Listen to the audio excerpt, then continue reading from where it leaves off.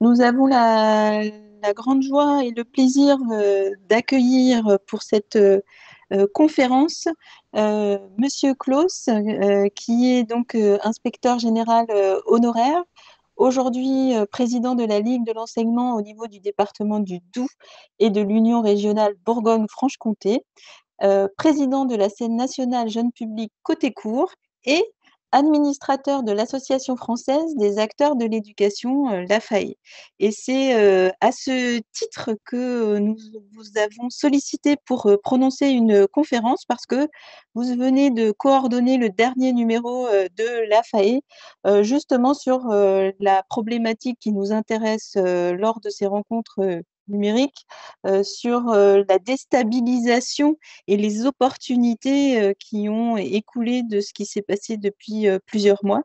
Et vous avez accepté d'intervenir auprès de nous pour un éclairage plus global que uniquement centré sur les technologies.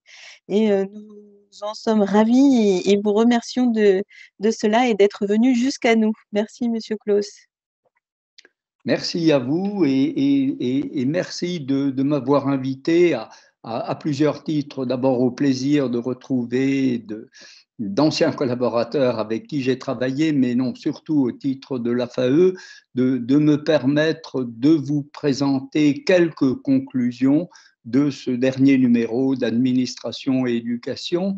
Alors, simplement pour vous dire quand même d'entrée de jeu que notre enquête, soyons très honnêtes, c'est limité dans le temps, puisque nous avons enquêté sur le premier confinement, donc de mars 2020 à la préparation de la rentrée 2021, et je ne vous parlerai pas, sauf à répondre à des questions, mais là, ce sera un point de vue plus personnel, donc plus au titre de l'association, sur ce qui se passe depuis la rentrée 2021, c'est-à-dire les deux autres confinements, qui, de mon point de vue, ne changent pas d'ailleurs fondamentalement le regard. Alors, notre numéro et notre enquête a deux entrées principales, et je souhaite commencer par vous les expliquer pour que nous ne nous trompions pas de cible. Nous n'avons pas fait une enquête statistiquement valable auprès de tous les acteurs de l'éducation nationale, puisque nous avons interrogé nos adhérents, ce qui représente quand même plus de 300 personnes, mais quand même nos adhérents, et nos adhérents qui sont principalement des personnels de direction, d'écoles et d'établissements du second degré, et des inspecteurs du premier et du second degré. Donc d'abord nos adhérents, et ensuite nous avons sollicité tous les chercheurs, en particulier des jeunes chercheurs qui s'étaient lancés, sociologues, psychologues, qui s'étaient lancés sur l'analyse de ce qui s'est passé pendant le premier confinement et le retour par rapport au deuxième confinement. Donc c'est vraiment, je veux dire, ce n'est pas représentatif, et le temps ne nous a pas permis d'être représentatifs, et mes collègues historiens, dans quelques années, écriront peut-être des choses un peu différentes avec le recul du temps. Donc, deux entrées vraiment, des acteurs de l'école et des enseignants-chercheurs sur une période qui est limitée à 6-8 mois du début de la crise sanitaire. Alors, pour introduire mon propos et l'élargir tout de suite, je voudrais rentrer par un regard un peu historique, et nous avons interrogé Emmanuel Saint-Fucien, qui est maître de conférence d'histoire à l'EHESS et qui a travaillé sur, non pas l'histoire des pandémies évidemment, mais l'histoire des crises qu'a pu traverser l'école. Et en particulier, il a travaillé sur la première guerre mondiale, qui est un des moments de l'histoire où l'école, au double sens institution et lieu d'enseignement, l'école était fermée. Parce qu'effectivement, pendant des périodes assez longues au cours de la Première Guerre mondiale, les bâtiments scolaires étaient soit détruits, soit inutilisable, et surtout les personnels enseignants, directeurs d'école et instituteurs étaient pris par ailleurs, étaient sur le front. Et Saint-Fucien s'est intéressé à cette période pour essayer de comprendre ce qui se passe quand une crise extérieure à l'école affecte l'école. Et il est toujours intéressant de regarder un tout petit peu ce qui s'est passé. Alors, il a élargi son regard à la Deuxième Guerre mondiale, un tout petit peu à mai 68, pour essayer de voir des constances et des différences s'il y en a. Et je voudrais simplement vous livrer un point qui me semble essentiel, c'est que, quelle que soit la nature de la crise, que le bâtiment scolaire soit fermé, que les enseignants ne soient pas disponibles pour enseigner, l'école ne s'est jamais arrêtée.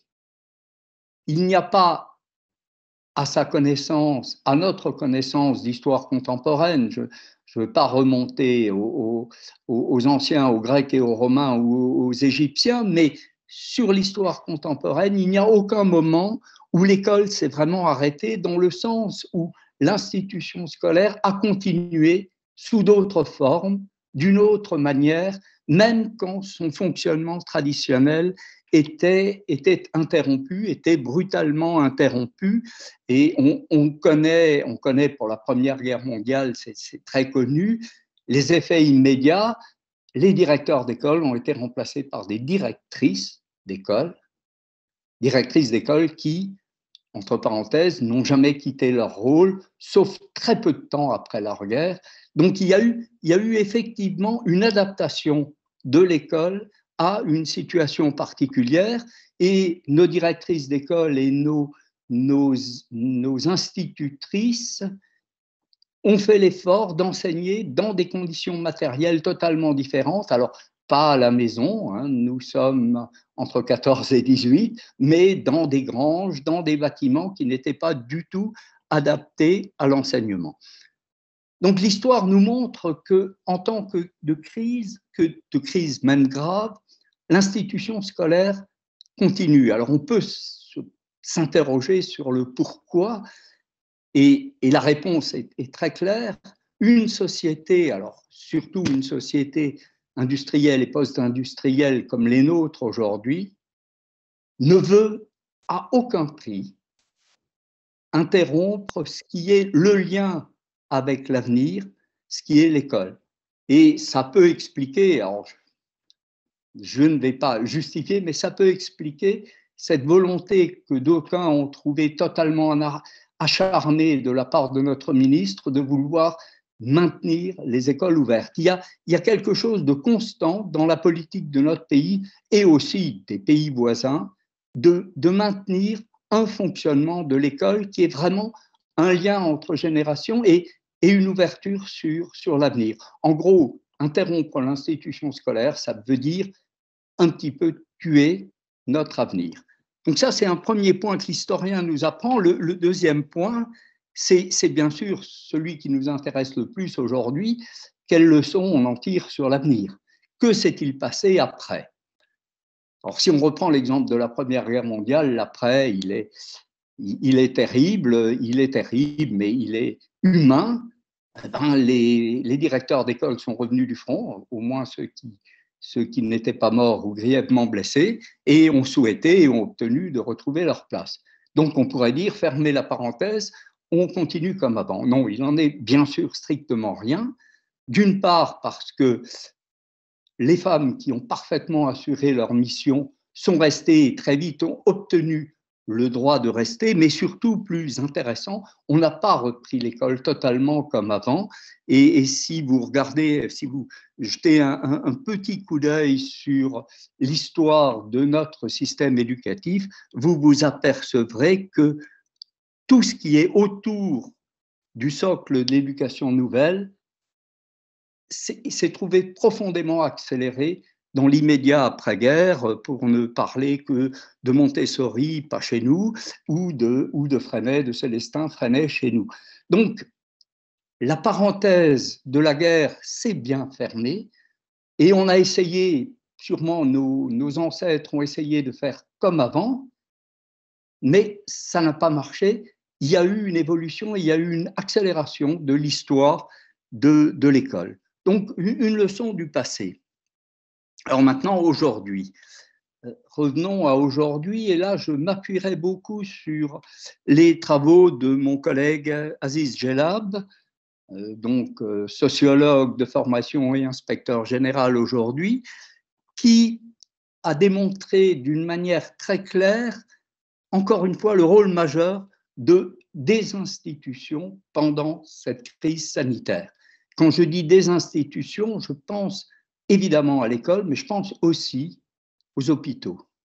Ce sont nos institutions qui ont tenu le coup pendant cette crise sanitaire, beaucoup plus que tout le reste, et on a conforté cette nécessité de l'institution scolaire, et l'institution scolaire a été confortée par la crise. Mais entendons-nous bien sur le sens d'institution scolaire. Je ne parle pas du ministère, ni même des rectorats, je parle de la maison éducation nationale, c'est-à-dire d'abord et avant tout des profs, des chefs d'établissement, des inspecteurs qui ont tout fait pour pouvoir continuer. Alors malgré tout, cette crise est quand même révélatrice de quelque chose d'extraordinaire, révélatrice du fossé grossissant des inégalités sociales. Et pas seulement l'enseignement à distance, on y reviendra, ou l'usage du numérique, mais très globalement, nous avons pris conscience que la rupture du lien régulier entre des hommes, des femmes enseignants et des élèves a accru les inégalités sociales, les inégalités scolaires, mais globalement dans notre société, les inégalités économiques et les inégalités sociales aussi. Alors que sait-il, que retenir de cette leçon pour le moment? C'est d'abord l'engagement et la solidarité. Je crois qu'il nous faut être positifs. Il y a eu un réel engagement, mais je pense dans votre réseau aussi, un réel engagement, une réelle solidarité entre les femmes et les hommes qui sont au quotidien au contact des élèves. Ils ont essayé de faire le mieux possible et tout de suite, malgré toutes les listes, mais ça, vous avez 3 jours pour en faire le tour, tous les dysfonctionnements qui ont pu exister, mais malgré tout, il y a eu un effort considérable. Alors, si on prend le matériel pour le numérique, par exemple, de mettre à disposition, non pas de tous, on n'y est pas arrivé, mais du plus grand nombre, un matériel qu'on aurait mis par ailleurs peut-être 4-5 ans à mettre à leur disposition en dehors de la période de crise. En gros, et c'est ma collègue Annie Tobadki qui dit souvent à juste titre, la crise permet d'accélérer ce que des ministres auraient par ailleurs mis, allez, n'exagérons pas, 5 ans, peut-être 10 ans à faire, ça a été fait en quelques semaines. Deuxième sujet, deuxième exemple qui montre cet engagement et cette solidarité, c'est la place des parents. C'est la place des parents. On a été obligé d'accepter que la coéducation était indispensable, en tout cas était très utile pour favoriser les apprentissages des élèves. Et derrière cette coéducation, on a retrouvé le sens profond de ce qu'est le travail personnel de l'élève. Et peut-être qu'une des leçons de l'avenir, mais ça, je ne suis pas Madame Soleil, ce sera peut-être justement autour du travail personnel de l'élève, de l'équilibre entre l'enseignement, quelle que soit sa forme, et le travail personnel de l'élève. Cet équilibre, il faudra peut-être le repenser. Voilà un cadre général. Maintenant, mon propos, c'est aussi de vous parler du pilotage en période de crise. Vous avez déjà vu dans le début de mon propos que dans pilotage, il faut mettre des échelles de pilotage et très clairement, les restes importants de centralisme du fonctionnement de l'éducation nationale ont pris une claque monumentale. Faut bien dire les choses. Alors, tous les témoignages le disent, mais tous les témoignages sont confortés par le travail des enseignants-chercheurs, des sociologues en particulier, des psychologues. La gestion centralisée du système éducatif n'a pas failli, ce n'est pas du tout la question, elle était là, elle était même trop là, mais elle n'a pas abouti à quoi que ce soit d'important. En effet, les informations qui descendaient étaient, et ce n'est pas un reproche au ministre, il ne pouvait pas faire autrement, c'est plus lui qui avait la main. Les informations qui descendaient étaient des informations partielles, étaient des informations quelquefois partiales et très souvent non étayées. Je ne vais pas insister là-dessus, vous le savez aussi bien que moi. Quelques jours avant le premier confinement, l'école resterait ouverte quoi qu'il arrive. Quelques jours après, elle était fermée. Mais s'il n'y avait eu que ça, c'était pas très grave. Mais au quotidien, les directives de la centrale étaient contredites.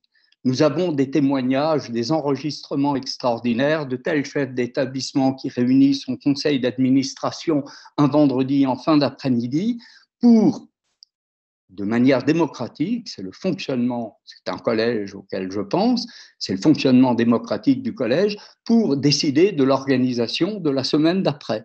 Et le même principal, la même, puisque je n'irai pas au-delà dans la précision, c'est une dame, le samedi soir à la télévision, apprend que tout ce qu'elle a décidé en CA était remis en cause par le ministre. Voilà un exemple. Et il n'y a pas de responsabilité du ministre, c'est la crise a engendré ça. Simplement, ce qui s'est passé dans ce pilotage par une structure pyramidale, ce pilotage a été source de défiance, a miné vraiment beaucoup de confiance qu'il y avait encore dans la structure pyramidale de l'éducation nationale. C'est un constat. Est-ce que ça aura des conséquences? On y reviendra dans la dernière partie de mon exposé.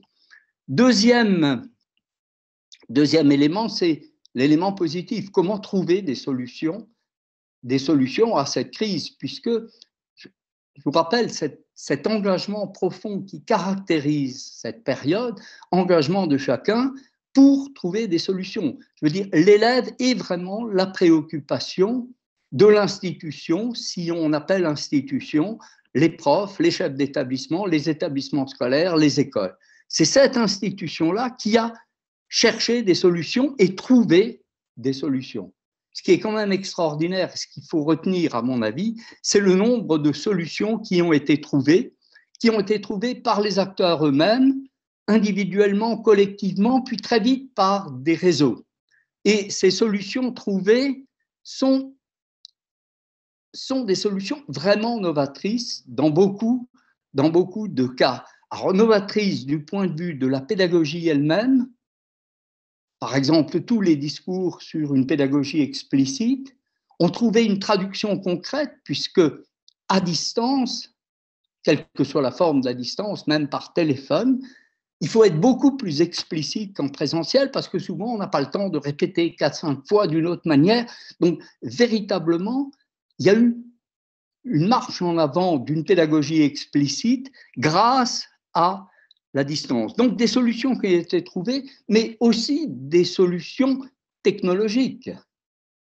Je ne vais pas enfoncer ce que tout le monde a déjà enfoncé sur la défaillance des systèmes d'enseignement à distance du ministère de l'Éducation nationale. Ils ont été défaillants tout simplement parce que débordés par le nombre, personne n'avait véritablement imaginé un jour que ce qui avait été conçu par le CNED, par exemple, pour les enfants, les élèves inscrits au CNED, devait être généralisé à tous les élèves de France. Et c'est, j'allais dire, normal que le système n'ait pas tenu le coup. Mais les enseignants ont râlé un bon coup, mais ça, c'est une caractéristique. Mais après, ils ont cherché des solutions et ont trouvé des solutions technologiques qui, aujourd'hui, continuent à fonctionner. bien au-delà des systèmes nationaux qui ont quand même un peu évolué de manière positive. Et ce sont les acteurs qui ont véritablement, les acteurs de terrain qui ont trouvé ces solutions. Ces solutions interrogent aujourd'hui la gouvernance du système éducatif. Encore une fois, j'y reviendrai. Deux exemples, puisque vos rencontres sont quand même des rencontres autour du numérique. Un des exemples, c'est vraiment l'école à la maison. Quelle est la place du numérique dans le fonctionnement de l'école à la maison et qu'est-ce que ça a favorisé pour l'avenir? Très clairement, une meilleure connaissance mutuelle de la situation des élèves et de leurs familles. Nous avions des statistiques nationales pour savoir quelles étaient les familles connectées, pas connectées, mais rien dans le détail de la nature même de la possibilité qu'avaient les familles de se connecter. Grâce ou à cause, comme vous voulez, de la crise sanitaire et grâce à la volonté de tous les enseignants, de toutes les équipes, d'aller au plus près des attentes et des besoins des jeunes, on a pris connaissance véritablement du contexte numérique des élèves et on a essayé d'y remédier avec des moyens que d'autres, même que l'éducation nationale, ont fourni. C'est déjà quelque chose d'extraordinaire. Aujourd'hui, si la semaine qui se termine ce soir a pu fonctionner alors que c'est 4 jours et demi, c'est très peu, a pu fonctionner, c'est parce que globalement, le système, l'institution scolaire connaissait mieux la situation des familles du point de vue du numérique.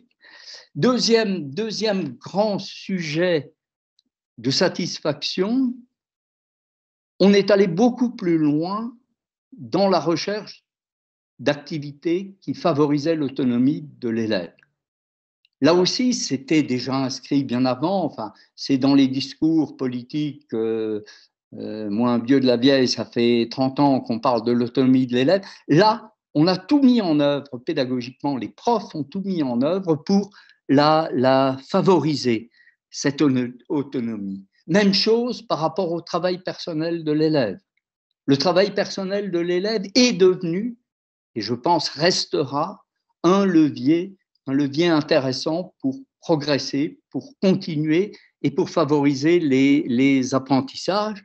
Et le dernier point qu'on cite moins souvent, qui est quand même extraordinaire, c'est qu'on s'aperçoit que quelques procédures, peut-être pas toutes, ont favorisé le travail oral.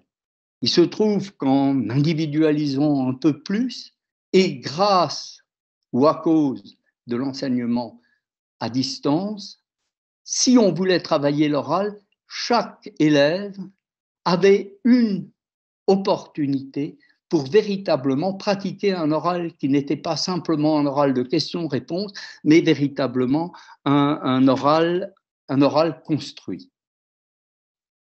Donc là, on a bien relation avec les familles, utilisation d'un outil numérique, mais utilisation intelligente, développée d'un outil numérique, et quand même, il faut le dire, un progrès des enseignants en la matière est extraordinaire. Moi qui suis pas un grand spécialiste du numérique, je les admire. Si on me remettait dans une classe, surtout à distance, je serais perdu aujourd'hui. Je serais capable d'utiliser simplement un téléphone pour vous dire quand même que là, il y a eu un saut qualitatif extraordinaire. Et deuxième exemple de cette évolution, à un moment donné, l'institution scolaire de base, encore une fois, pour moi, les écoles, les collèges, les enseignants, les personnels de direction, à un moment donné, cette institution de base s'est sentie un peu seule et a sollicité les partenaires traditionnels sur une autre forme. Alors, c'est ma nouvelle casquette de président de la Ligue, mais quand même, au-delà de l'expérience personnelle, nous avons été sollicités pour aider les enseignants à accompagner les élèves. C'est-à-dire qu'on s'est partagé les élèves, on passait par le biais du téléphone, nos bénévoles essayaient d'appeler les élèves une fois le prof, une fois un bénévole, et on est arrivé très très loin dans cet accompagnement. C'est un exemple. Autre exemple, au moment du déconfinement, on s'est dit, il y a vraiment un enjeu pour que les enseignants aient moins d'élèves, des petits groupes, ce que voulait le ministre, des petits groupes pour retravailler les fondamentaux, et les associations se sont offertes, ont proposé des activités complémentaires. Mais je reviens au pilotage centralisé et à ses erreurs. À un moment donné, le ministère a cru bon de dire que, vous vous souvenez du dispositif de ZES2C, allait être pérenne. C'est-à-dire qu'il a bloqué toute initiative. Nous, associations, on voulait bien faire du civisme, des sciences, du sport, pour aider les enseignants à reprendre avec des groupes d'élèves, mais surtout pas, on ne voulait pas se substituer aux enseignants dans la durée. Bon, vous avez vu que globalement, on a eu raison, puisque de ZES2C, plus personne n'en parle. De la même manière, j'arrêterai là sur ce point, les fameuses vacances, les colonies apprenantes, à un moment donné, c'est tout juste si on ne nous demandait pas de faire du français et des maths pendant les colonies, au moins le matin et l'après-midi, faire d'autres activités. Ça a passé très vite vu le besoin de l'élève d'apprendre autrement, de faire autrement pendant les vacances. Alors, dernière partie, pour qu'on ait un peu le temps d'échanger quand même, dernière partie, j'essaye une synthèse, mais vraiment une synthèse très courte des leçons qu'il nous semble devoir ou pouvoir être tirées de cette période qui, encore une fois, n'est malheureusement pas terminée aujourd'hui.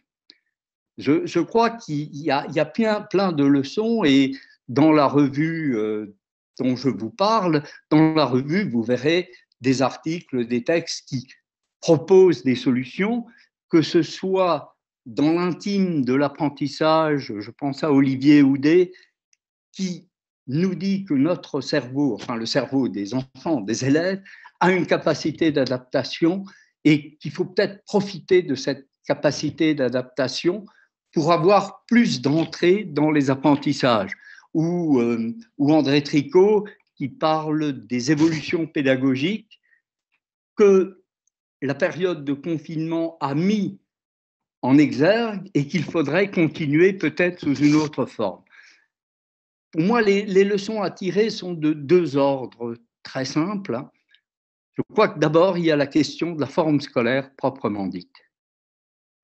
La forme scolaire a été interrogée par cette volonté très vite partagée par tous d'instituer une continuité pédagogique, même lorsqu'on était en distance. Et cet exemple-là nous donne à réfléchir sur les deux formes principales, c'est-à-dire notre réflexe de départ, qui n'est pas achevé, hein, soyons très clairs. Si je pense à l'outil numérique que le CNED a mis à la disposition des élèves, qui s'appelle Ma classe à la maison, rien que le titre, je caricature un peu, vous dit quand même qu'on est sur la continuité pédagogique, mais même sur la forme. On fait classe à la maison, un peu sous une autre forme, mais l'idée, c'est de la classe à la maison. Or, ce qui nous semble aujourd'hui beaucoup plus important, ce n'est pas de faire classe à la maison, mais de voir tout ce que les questions d'individualisation, la place des parents, l'autonomie pédagogique, l'équilibre entre le travail à la maison, le travail en classe, l'usage du numérique, tout ce que ces expériences que nous avons eues permettent de faire pour favoriser les apprentissages de tous les élèves. Et s'il y a un bilan à tirer du point de vue de la forme scolaire, c'est plutôt non pas la continuité de la forme scolaire, mais ce que d'autres formes scolaires peuvent apporter de plus à la forme scolaire traditionnelle. Sans oublier quand même que nécessité fait loin l'accélération de la réflexion dans ce sens-là. Et la deuxième leçon que je tirerai de cette expérience, elle est très liée évidemment au pilotage du système. Est-ce que le ministère de l'Éducation nationale acceptera un jour de comprendre que toutes les évolutions dépendent bien du local et que le rôle du central, et pour moi le central c'est le ministère, mais ce sont aussi les rectorats, le central a pour fonction première d'accompagner, d'aider, de favoriser, d'encourager, mais surtout plus de prescrire, du moins de prescrire de la manière traditionnelle dont il l'a fait. Et c'est un inspecteur général honoraire qui vous le dit, j'ai passé quand même quelques années de ma vie à prescrire aussi. Je ne peux que constater aujourd'hui, en situation tendue, que les limites de cette prescription. Deuxième leçon, toujours sur le pilotage, c'est comment travailler avec les autres. Alors, je vous parlais des associations tout à l'heure. Non, là, les autres, quand même, ça a été les collectivités territoriales. Je veux dire, on s'est rendu compte, alors si je prends l'exemple du premier degré, encore plus que dans le second degré, que les écoles ne pouvaient rien faire sans travailler avec les communes ou les communautés de communes. C'est vraiment un travail concerté ensemble qui a permis de développer, et chaque fois encore une fois, que cette concertation n'avait pas lieu, il y avait des dysfonctionnements. Au niveau de l'école, avec les communes des Comcom, au niveau bien sûr des collèges, avec les conseils départementaux, les lycées, les conseils généraux, mais au niveau des territoires que sont les départements, l'inspecteur d'académie ou les rectorats, c'est aussi avec les autres partenaires. Et on a vu quand même la méfiance qu'il y avait entre ces partenaires, entre recteurs et préfets. Et oui, qui a la main? Oui, oui, bien sûr, le préfet, représentant de l'État, est responsable de la santé publique, et donc les consignes sanitaires, c'était surtout le préfet. Il y a des tas de territoires où ça s'est passé magnifiquement bien. William Marois cite l'Académie de Nantes, où ça s'est bien passé. Il y a aussi des académies où ça a été beaucoup plus tendu entre recteurs et préfets. Même chose, relation entre les autorités académiques et l'ARS, par exemple. Là aussi, des territoires où il n'y a eu aucune relation, des territoires où vraiment on travaillait beaucoup plus ensemble. Et ce sont peut-être ces leçons qui vont nous faire, à l'avenir, avancer un petit peu vers une autre forme de pilotage, à la fois plus d'autonomie au terrain, mais aussi plus de travail ensemble entre les grandes institutions de notre pays. La crise sanitaire a montré que l'école était essentielle, elle est encore essentielle, mais l'école n'est pas un isolat dans une société qui est en crise. Donc pour conclure, je vous souhaite vous redire tout ce qu'il y a de positif quand même si nous acceptons de tirer les leçons de la crise sanitaire sur le fonctionnement de notre système. Positif du point de vue, bien sûr, de l'usage du numérique, mais positif aussi du point de vue du levier qu'a été la crise sanitaire pour la forme scolaire, pour les formes pédagogiques et didactiques mises en œuvre. Si nous acceptons de ne pas trop attendre, comme après la Première Guerre mondiale, pour dire « ouf, c'est fini la crise sanitaire, on refait comme avant », c'est un risque. Moi, j'y crois pas beaucoup, parce que la crise a été un peu trop longue pour qu'on dise simplement qu'on ferme la parenthèse, mais évitons quand même de la fermer et profitons des leçons de cette crise sanitaire pour améliorer le fonctionnement de nos systèmes et donc la réussite des élèves qui nous sont confiés. Maintenant, je suis prêt à répondre à quelques questions. Merci beaucoup, Monsieur Claus, pour ce propos introductif à des échanges avec les personnes qui vous écoutent. Moi, j'aurais envie de poser une première question uniquement pour lancer les questions et pas pour monopoliser la parole en attendant que d'autres personnes se lancent. Vous évoquez le parallèle avec la sortie. Alors, faites attention à vos micros, s'il vous plaît, parce qu'on s'entend en écho du coup. Si vous aviez le moyen, merci de le couper. Vous évoquez un parallèle avec la sortie de guerre, et quand on est à l'école et qu'on apprend les grandes guerres, on apprend en grand 3 le coût humain. Est-ce que le coût humain dans lequel on se trouve, vous évoquez le fait que le système s'en est sorti. Est-ce que le système ne s'en est pas sorti parce que les personnes, les femmes et les hommes, ont énormément compensé, ont pris sur leur temps personnel, sur leur énergie propre, leur créativité, leur inventivité pour effectivement apporter une certaine forme de compensation. Et du coup, est-ce que le système ne gagnerait pas à ménager ces zones, ces espaces aérés pour que effectivement les personnes se saisissent des opportunités et puissent compenser ce qui n'a pas pu être anticipé? Si, vous avez raison. Je crois que la principale leçon de cette crise, c'est que, et Aziz Jalab le dit très clairement, enfin, si le système a tenu, c'est parce que les acteurs de base, c'est-à-dire ceux qui sont au contact des élèves au quotidien, ont d'une part tenu, d'autre part, deuxième temps, accepté pour la plupart d'entre eux un investissement tout à fait extraordinaire. Je veux dire, dans cette période, le seul corps de métier qui est à peu près comparable à celui des enseignants, ce sont les soignants. En gros, à un moment donné, d'accepter de, de changer d'identité professionnelle. Et c'est quand même pas évident. Hein. Je vous rappelle, enfin vous le savez aussi bien que moi, qu'un enseignant est recruté sur des critères de recrutement, on pourrait faire tout un colloque là-dessus, qui sont très loin des attentes des élèves et des attentes même du système éducatif, mais ils sont recrutés sur un critère de recrutement. La plupart d'entre eux ont eu des années d'enseignement, une formation continue, et du jour au lendemain, on leur demande non pas d'oublier ce qu'ils savaient faire, mais de changer de posture. De changer de posture. Et ils l'ont accepté très majoritairement et ont été inventifs. Hein.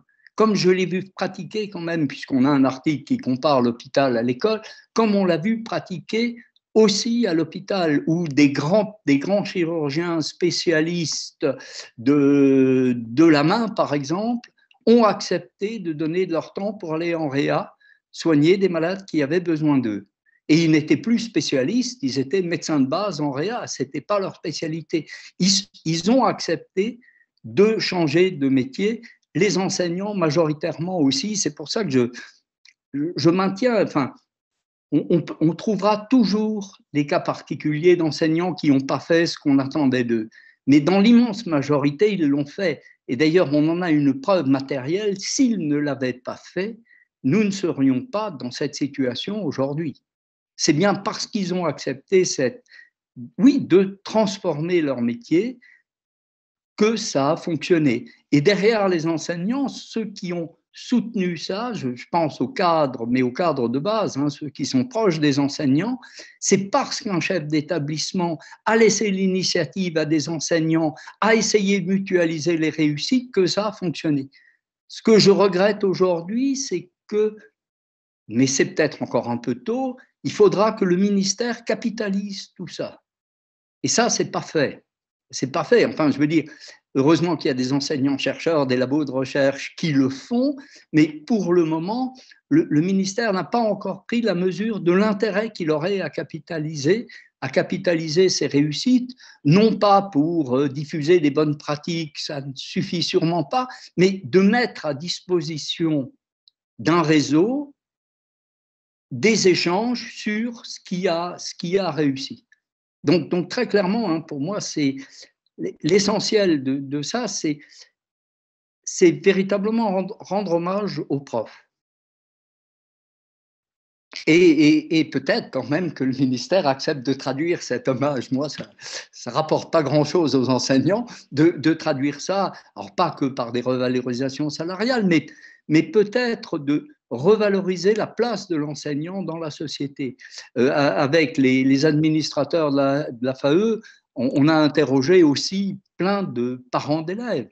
Enfin, je veux dire, ils ont dans un premier temps découvert que le métier de prof, c'était un vrai métier, parce que quand ils se trouvaient en substitution, ils étaient en grande difficulté, et pas seulement parce que les consignes n'étaient pas claires, parce que ce n'est pas le même métier d'être parent et d'être enseignant. Et ça, ils s'en sont rendus compte.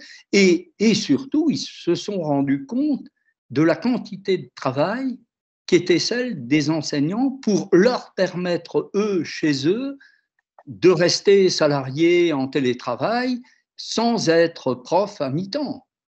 Et globalement, ça a quand même bien marché. Vous avez statistiquement très peu de parents qui ont râlé. Pourtant, ils sont aussi râleurs que les profs. Alors souvent, c'est les mêmes. Vous avez une... Oui, pardon. Est-ce que ce regard que vous portez, vous avez toujours eu une liberté de ton que nous avons tous pu apprécier au cours de nos carrières pour tous ceux qui ont eu le privilège et la chance de vous côtoyer, cher Philippe Clos. Mais est-ce que ce regard que vous portez aujourd'hui avec l'équipe de la FAE, est-ce que c'est parce que vous pouvez faire ce pas de côté au sein d'un monde associatif pour porter ce regard peut-être critique sur l'organisation du système scolaire? Est-ce que vous auriez pu l'avoir aussi depuis le sommet de la pyramide où vous étiez il y a pas longtemps encore? Autrement dit, comment faire la jonction, et nous vivons cela aussi au sein de cette association Mission laïque française, comment est-ce que l'État, comment le ministère peut apprendre à travailler plus étroitement aussi avec le monde associatif, ce qui n'est pas toujours aussi évident que ça, en tout cas en France? Non, mais vous avez raison, on est malheureusement et heureusement quelque part héritier d'une histoire. Le système éducatif est né centralisé parce qu'à la fin du 19e siècle, le centralisme était sûrement indispensable pour faire avancer les choses. Aujourd'hui, nous sommes dans une période radicalement différente, mais il faut du temps. Alors bon, l'inspecteur général au sommet de la pyramide, oui, non, si, c'était relativement facile pour nous. Non, très clairement, je n'ai pas souvenir, sauf vraiment exceptionnellement, mais vraiment très exceptionnellement, je n'ai pas souvenir d'avoir édulcoré un rapport, un constat que nous faisions. Simplement, notre richesse et notre limite était de remettre un rapport qui était vraiment ce que nous constations, et le ministre avait le droit, et c'est son droit, de ne pas publier le rapport. Voilà. Mais l'information, il l'avait. Il acceptait de la publier ou pas, et les doyens avec lesquels j'ai travaillé, dont François Perret, jamais François ne m'a demandé de changer une conclusion, de faire évoluer une recommandation. Si lui, prof de lettres, il me corrigeait sur des coquilles, et là, il avait bien fait, mais sur le fond, pas, en me disant très clairement, il y a 9 chances sur 10 que le rapport ne soit pas publié tout de suite ou jamais publié. Mais ça, c'était la loi du genre. Au moins, les ministres étaient informés. Après, le ministre, il fait des choix qui sont aussi des choix d'ordre politique, des choix d'ordre financier. Je pense simplement, mais ça ne fait pas si longtemps que je le pense, hein. Je suis historien de formation, et donc ma génération formée quand même à l'école marxiste de l'histoire française, c'est-à-dire absolument pas décentralisatrice. Toute ma formation est une formation profondément jacobine. Et il m'a fallu être, oui, à l'inspection générale pour me rendre compte des limites du jacobinisme très clairement, et aujourd'hui vraiment de l'impossibilité de la centrale d'avoir une impulsion au niveau du terrain. Ce qui ne veut pas dire qu'il ne faut pas garder un rôle à l'administration centrale, hein. Moi, je reste totalement jacobin pour qu'il y ait, par exemple, de la définition des diplômes. Ça veut dire que c'est vraiment là un rôle de la centrale. Comme j'aimerais, mais là, c'est ma liberté de parole, qu'on supprime définitivement les programmes et qu'on les remplace vraiment par des curriculets, mais qu'eux soient exigibles, qu'on dise vraiment ce qu'un élève doit maîtriser à tel et tel moment, pas année par année, cycle par cycle. Et ça, c'est bien à l'administration, au ministère de le faire. Si on veut garder un côté national, c'est ça. Après, on peut discuter du recrutement des enseignants, régional, national, peu importe. Je continue à croire, moi, à la fonction publique, mais qui doit évoluer aussi. Et pour moi, la personne qui définit le service d'un enseignant, ce n'est pas le ministre. Le service d'un prof à Henri IV et le service d'un prof en éducation prioritaire ou en cité éducative n'est pas obligatoirement le même. Et seul le chef d'établissement, en accord avec l'enseignant, ce serait tout son honneur en discussion, peut définir un service de prof, c'est-à-dire valoriser davantage une compétence d'accompagnement d'élèves qu'une compétence de transmission de connaissances. Et je crois qu'il faut les deux. Mais peut-être que la même personne est plus à l'aise dans l'un que dans l'autre et que cet équilibre doit être trouvé localement.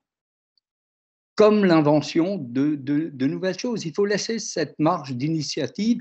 Et ce que je dis n'est pas révolutionnaire du tout, hein. On peut garder encore un cadre national au service de profs, mais laisser une souplesse à condition qu'elle soit acceptée de part et d'autre. Parce que les profs qui ont travaillé, ils n'ont pas demandé ni à leur chef d'établissement, ni au recteur, ni au ministre le droit de travailler quelquefois très tard le soir pour préparer un enseignement à distance. Personne ne leur a donné l'ordre de le faire. C'était de leur initiative et en voyant quand même encore très près de moi travailler, je peux vous dire que vraiment quand on démarre la préparation d'un enseignement à distance en voulant favoriser l'autonomie de l'élève, c'est beaucoup, beaucoup plus long et beaucoup plus chronophage que dans ma discipline, de faire un cours autour de questions-réponses et études d'un document. Là, ils peuvent être 35. Donc, ça ne casse pas l'institution, mais accepter d'avoir un rôle un peu différent des acteurs. Et je crois qu'il faudra un peu de temps, c'est évident. Je pense qu'on a de plus en plus maintenant de cadres, de chefs d'établissement qui sont plus de ce côté-là que du côté de la transmission, de consignes. Je veux dire, il y a une chance, vous avez vu les BO, je les lis plus tous maintenant, je dois dire que j'ai des lectures plus intéressantes que le BO, mais ceci dit, ils sont quand même devenus de plus en plus courts. Il y a de moins en moins de choses dans le BO et c'est une très très bonne chose. Il n'y a pas besoin de fonctionner que sur des circulaires. Enfin, merci. Si, il y a une question, oui, Delphine, tu as repéré peut-être.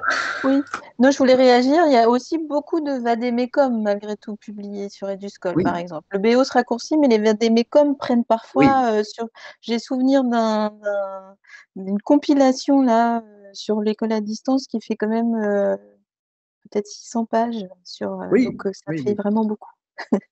Oui, mais vous avez vu, mais ça c'est le côté intellectuel, notre côté intellectuel, que des consignes sanitaires, les premières, il fallait 3/4 d'heure pour les lire et puis encore 1h30 pour les comprendre. Et puis quand il y en a eu toutes les semaines, ils ont fini par raccourcir parce que le risque était que plus personne ne les lise. Et pour revenir sur ce que vous disiez tout à l'heure, est-ce que c'est pour relayer une question dans le chat posée par Yael Boublil, est-ce que vous êtes optimiste sur la capacité du ministère à passer d'un management vertical à un management plus horizontal et décentralisé? Est-ce que vous êtes optimiste finalement? Oui, oui, je suis optimiste. Alors ça aussi, ma liberté de parole, Michel va encore le dire, mais il se trouve que je suis resté suffisamment longtemps inspecteur général et en partie doyen du groupe enseignement primaire pour avoir écrit 3 rapports sur la mise en œuvre des programmes. Puisque bon, la mode française, c'est de changer le programme à tout bout de champ. Donc j'ai eu le plaisir, non pas d'en écrire 3, surtout pas, mais d'en évaluer la mise en œuvre de 3. Et j'ai fait très sérieusement les 3 rapports, mais simplement pour le dernier, je n'ai pas pu m'empêcher de recopier intégralement la conclusion du précédent. Et qui était très simple, les programmes ne sont pas mis en œuvre dans le premier degré, ils sont à peine lus, et les enseignants, d'une manière assez raisonnable, en utilisent ce qu'il y a de plus utile, mais ils ne les mettent pas en œuvre. Et j'ai écrit, ça n'a pas été publié, ça, qu'il faudrait peut-être que les programmes soient adaptés aux élèves et non pas à une volonté civilisatrice du ministère. Et j'accuse aussi beaucoup l'université là-dedans. Je me souviens des derniers programmes payants en histoire, en 6e, pour vous citer une, non pas en 6e, en 3e, une anecdote. Il y avait une volonté du groupe de travail avec des enseignants, des inspecteurs, non pas de les alléger, mais vraiment de les centrer sur quelques compétences. Et je ne sais pas pourquoi, je n'avais pas suivi, mais je m'en suis aperçu après. Dans le premier emploi, les guerres de Napoléon n'y figuraient pas. Et bien, le projet de programme est sorti, on a eu immédiatement une bronca d'universitaires pour dire qu'il est scandaleux que des gamins de l'école primaire, nous étions en CM2, n'étudient pas, en 6e, en CM2, n'étudient pas les guerres de Napoléon. Voilà. Et tant que ce sera comme ça, on aura des programmes très beaux, tout le monde s'en félicitera et on constatera qu'ils ne sont pas mis en œuvre, tout simplement. Mais les choses, enfin, je veux dire, ce constat, il n'est pas fait par moi, il est fait quand même partout. Et regardez, en période de confinement, les profs eux-mêmes ont allégé les programmes. Et ils n'avaient pas le choix. Et la plupart du temps, les ont allégés intelligemment, c'est-à-dire les ont allégés sans pour autant baisser les bras par rapport aux compétences à atteindre par les élèves. Et donc, ils ont prouvé eux-mêmes, alors qu'ils sont souvent très attachés au programme, ils ont prouvé eux-mêmes que ce qui était le plus important pour leurs élèves, c'est d'atteindre des compétences et que l'objet de connaissance qui permettait d'atteindre ces compétences n'était pas secondaire, était important, mais que l'exhaustivité n'avait aucun intérêt. Et c'est pour ça que je suis assez optimiste, parce qu'à un moment donné, un ministre va se rendre compte, et enfin les ministres s'en rendent compte, mais le système va accepter de passer à quelque chose d'un peu différent. Et je me permets une question. Moi, je suis assez frappée qu'on ne mette pas plus en relation nos programmes français avec la dimension européenne. Parce que quand on lit les documents européens sur les compétences du XXIe siècle, on est vraiment, alors voilà, du côté des compétences très transversales qui visent l'épanouissement personnel, etc., et pas sur une accumulation comme ça de contenu de programme. Est-ce qu'il n'y a pas un chaînon là, qui manque aussi? Et pour nous qui sommes à l'international, qui sommes confrontés à d'autres systèmes éducatifs français, d'autres pratiques de collègues au sein des établissements, c'est vrai qu'il y a une saine peut-être confrontation, là, un conflit cognitif, comme disent les collègues, qui permet aussi d'avancer vers quelque chose de plus adapté aux besoins des élèves et des questions. Bien sûr, Catherine, je t'en prie. Oui, je réponds très vite. Mesurons quand même les évolutions. Quand avec Claude Tello, on faisait le grand débat sur l'avenir de l'école et que, après d'autres, on a proposé, imposé et obtenu dans la loi que le socle qui à l'époque s'appelait socle commun de connaissances et de compétences a été dans la loi. En France, c'est une vraie révolution culturelle. Maintenant, ça date de, pas encore 20 ans, mais pas loin. Et vous voyez que dans notre système éducatif, pour que ce socle, qui est quand même une définition d'abord par compétence de ce que les élèves doivent savoir, ce socle, il faut en gros 20 ans, 5 ou 6 ministres qui ensemble veulent travailler vers lui pour que ça devienne une réalité. Et aujourd'hui encore, je constate qu'il y a toujours encore un conflit cognitif entre les élèves doivent maîtriser le socle et les profs doivent enseigner les programmes, même si dans les programmes de Payon, pour la première fois, on essaye d'avoir un lien étroit entre les deux. Et peut-être que dans 20 ans, vous constaterez qu'il n'y a plus de programme et qu'il n'y a plus qu'un socle ou qu'il n'y a plus que des compétences à atteindre. C'est très long, hein, c'est très long et si on compare les systèmes éducatifs, là aussi, la France a ses défauts, beaucoup de nos voisins ont les leurs. Hein. La manière dont, bon, je connais mieux la didactique de l'histoire que des autres disciplines, mais la didactique de l'histoire aux États-Unis ou à Oxford, elle n'est peut-être pas un modèle non plus, mais il faudrait travailler ensemble, croiser ensemble les aventures, les avantages et les inconvénients de chaque entrée dans une discipline et se mettre effectivement d'accord sur les critères au moins en fin de parcours où effectivement entre les critères de notre bac et l'OIB, par exemple, il y a un grand écart, hein, il faut dire les choses. Et les critères de recrutement d'universités en France et le critère de recrutement des universités américaines ou britanniques, ou chinoises, si vous préférez de l'autre côté de la planète, c'est le jour et la nuit. Je veux dire, ils s'en foutent complètement des notes obtenues à quelque chose qui ressemble à un bac. Eux, ils font un entretien et ils essayent de mesurer les compétences personnelles des élèves. Ils savent que le diplôme a validé des connaissances et donc c'est très bien pour eux. Mais bon, c'est vraiment une société qui doit bouger et peut-être travailler avec d'autres avant de prendre des décisions trop hâtives, trop brutales. Mais moi, je reste optimiste. Malgré tout, ça bouge.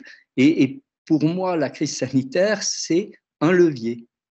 C'est un levier et bon, c'est peut-être son seul côté positif, mais c'est quand même un levier. Ça a coûté un peu cher. Là, demain ou après-demain, on va être à 100 000 morts, à quand même pas mal de chômage en plus. Mais si on ne ferme pas la parenthèse, mais que c'est une ouverture vers quelque chose, ça vaudra quand même la peine.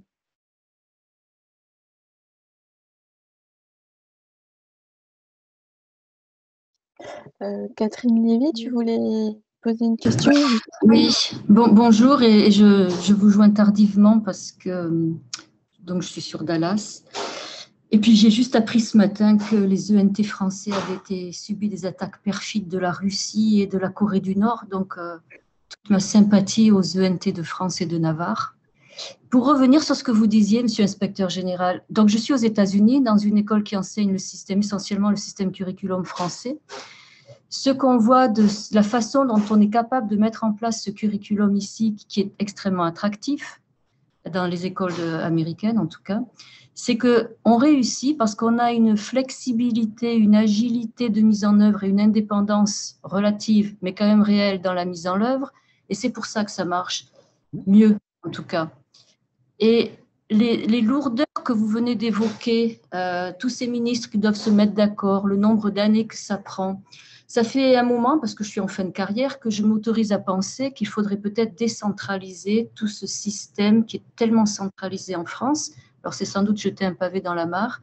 Mais est-ce que vous pensez qu'on va aller vers plus de flexibilité, plus d'autonomie? Ça fait des lustres qu'on parle de l'autonomie des chefs d'établissement en France. Cette autonomie, elle est quasi nulle, concrètement. Oui. Est-ce que... Pour moi, ça serait une façon de résoudre les difficultés qu'on connaît en France. Et effectivement, la crise sanitaire, elle a dû obliger à des initiatives personnelles, je suppose, je vois ça de loin. Mais voilà, c'est ce que je voulais partager avec vous. Oui, non, mais c'est ce que je disais au début. C'est évident que en situation de tension, la seule réponse possible est celle du terrain au plus proche des élèves. C'est la seule réponse possible et pour moi, c'est même au-delà de l'établissement, c'est vraiment le prof. Les collectifs d'enseignants, si possible pas seuls, les collectifs d'enseignants qui sont aidés, appuyés, encouragés par leur chef d'établissement et qui sait un jour par leur ministre. Mais vous avez raison, ce n'est que là que ça se passe et pour moi, ce qui est riche dans cette crise, c'est qu'elle est vraiment le révélateur de ça. C'est vraiment le révélateur de ça parce que globalement, on sait très bien que dans 70% des collèges et des lycées, le système tel qu'il existe fonctionne à peu près bien. Dans 5-10% des élèves, des établissements, ils fonctionnent magnifiquement bien. Le problème, c'est qu'ils fonctionnent très mal dans les autres.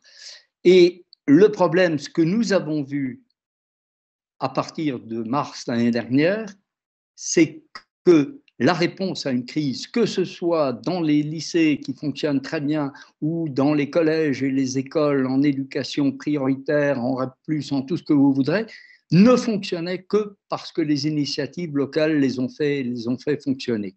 Et pour vous citer les États-Unis, enfin, établissement français aux États-Unis, j'avais évalué en son temps avec François Perret 2 établissements au Texas.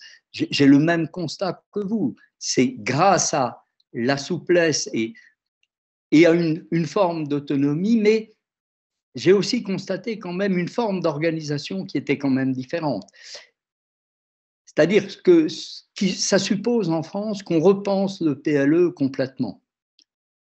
Complètement. Hein. Moi, je me souviens de directeurs d'établissements français à Houston et à Dallas qui n'étaient pas présidents de leur conseil d'administration.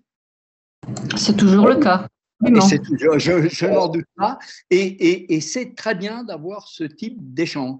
Là, la double casquette à la française, légitime de la part du ministre, le fait qu'ils ne sont pas autonomes. D'ailleurs, il y a quelques années de ça, mais il y a vraiment quelques années, il y avait eu un projet pour que le conseil d'administration dans les EPLE soit présidé par quelqu'un d'extérieur et ça n'a jamais. Je pense que ça n'a jamais fonctionné, mais l'idée avait été lancée. Quand vous dites que 80 ou 75% des collèges fonctionnent bien, moi, ce qui m'inquiète, c'est de voir les résultats PISA de nos écoles, enfin de nos collèges, de nos écoles, par rapport au classement des autres pays européens ou hors Europe. Et encore une fois, je me dis, ce système, ce curriculum qui est tellement prisé à l'étranger, reconnu, valorisé, pourquoi en France, on arrive, enfin, j'ai quelques réponses, mais tellement dommage qu'en France, on n'arrive pas à le faire marcher aussi bien que ce qu'il peut marcher à l'étranger. Oui, mais vous savez, c'est la même question, c'est quels sont nos critères de recrutement d'enseignants? Moi, très naïvement, je pensais que si on recrutait quelqu'un qui a un master, toute discipline que vous voulez, l'université me certifiait un niveau. Ah, il a quand même Bac+5, bref. Et que, partant de ce niveau, il avait les connaissances scientifiques lui permettant d'enseigner en collège et en lycée. Il se trouve qu'en France, ce n'est pas pensable, ça. Et que le concours doit revalider ça. Alors, il y a des solutions qui ont été proposées, mises en œuvre. Vous envoyez des tas de rapports non publiés encore où on dit très bien, puisqu'il faut une revalorisation, on recrute à un niveau et on fait un concours d'entrée ou un examen, peu importe, un concours d'entrée dans un institut de formation qui revalide des compétences académiques et pendant 2 ans, on fait une formation professionnelle. Ben, on n'a jamais réussi à faire passer ça en France, pas encore. Et c'est la réforme de l'INSPE en cours n'y va toujours pas. Mais ce sera peut-être la prochaine. On a quand même un avantage dans ce pays, comme on réforme à peu près tous les 2-3 ans, à peu près tout, on finira par avoir une bonne réforme. Après, il faudra freiner pour qu'il n'y en ait pas d'autres. Non, mais il faut qu'on soit optimiste. Et vous, dans vos établissements, vous montrez des formes d'organisation qui n'ont rien de révolutionnaire encore, mais qui ont des résultats et qui fonctionnent. Et c'est ça qu'il faut vraiment partager avec les académies.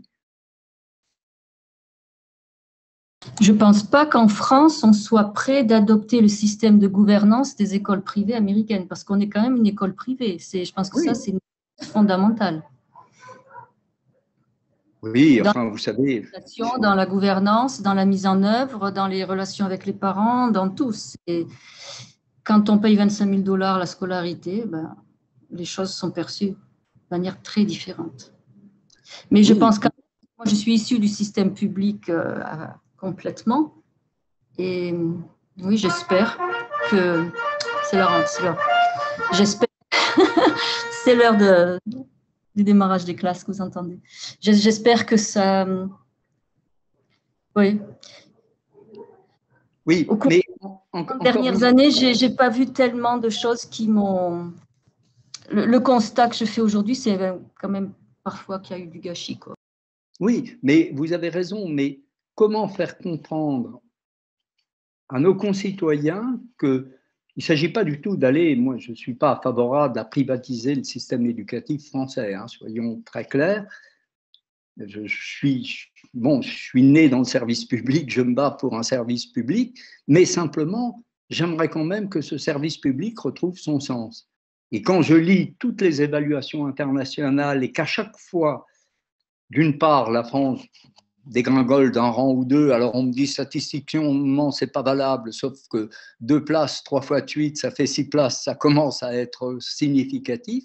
Mais moi, surtout, ce qui me gêne, c'est qu'un service public puisse accepter de maintenir et en ce moment de creuser les inégalités. C'est là où il y a un problème majeur et le jour, enfin, j'espère qu'un jour, il y aura une vraie prise de conscience par rapport à ça et que cette prise de conscience ne se limite pas simplement aux enseignants qui en sont très, très conscients, mais qu'on dise que non.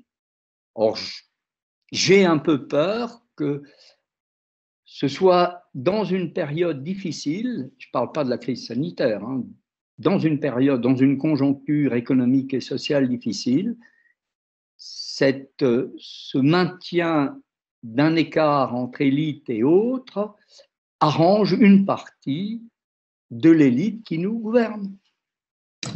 Tant que nos ministres ne scolariseront pas leurs enfants en Seine-Saint-Denis, je pense que voilà, oui. Elle se perpétue, cette élite, et elle s'auto-perpétue, bien évidemment. Mais bien sûr, bien sûr.